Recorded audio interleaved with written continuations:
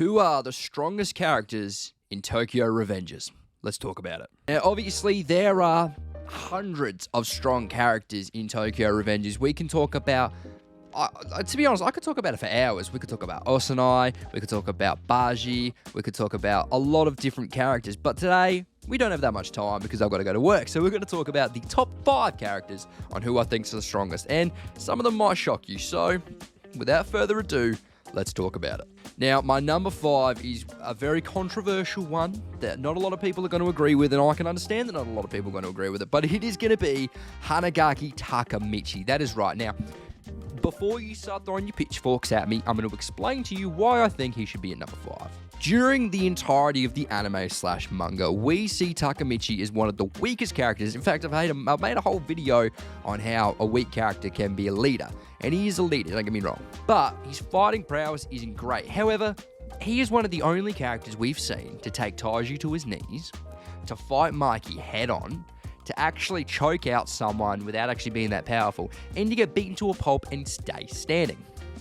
Now, the reason that people think he's weak is we always see him getting beaten up by some of the toughest characters in Tokyo Revengers. But we need to stop thinking about that. Let's start thinking about what he would do to some of the weaker characters. I reckon 80% of Toman, he would obliterate. He would just knock him down like that.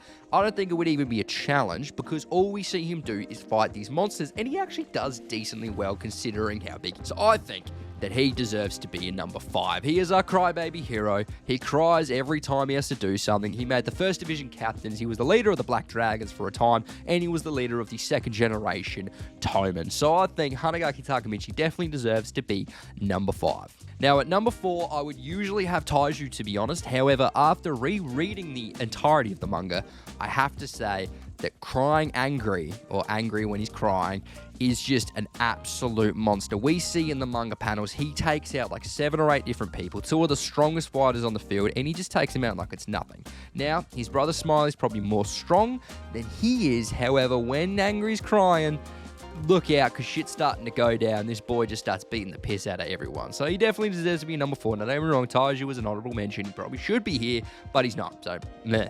Number 3. It goes without saying, is your boy Draken. Now, he was a very close for me between number 2 and number 3, but I could not put Draken over number 2 just after rereading the manga. But this man he sent Hanma flying. He's fought hundreds of Black Dragon members at once during the Christmas battle. He is just an absolute monster. He cares about everyone. He lives in a brothel because he's living every boy's bloody dream.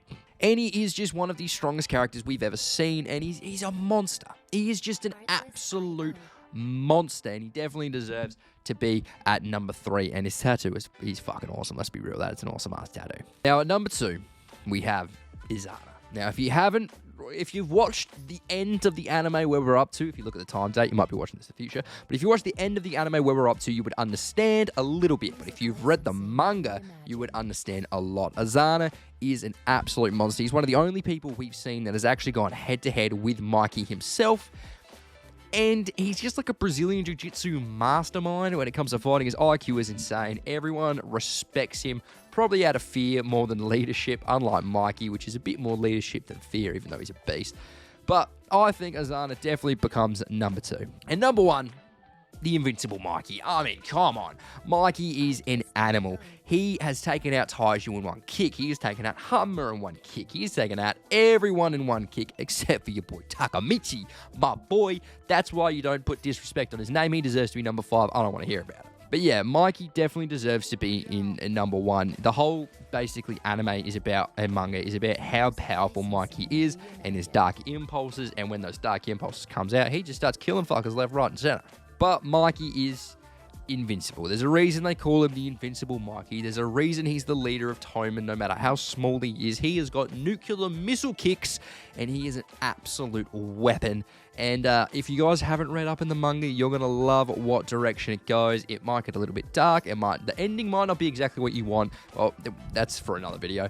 But that's who I think are my top 5. So if you guys enjoyed the video, make sure to like. If you guys hated the video, make sure to like. If you guys have different opinions, make sure to like and comment Don't mix that part up. And tell me your recommendations on anime, manga, and all things to do with Japanese culture. I don't care. It's cool. So if you guys have any other things you want to talk about in regards to Tokyo Revengers, because I've been watching an absolute shitload of it, let me know in the comments down below and like the video and have a fantastic day. Peace out.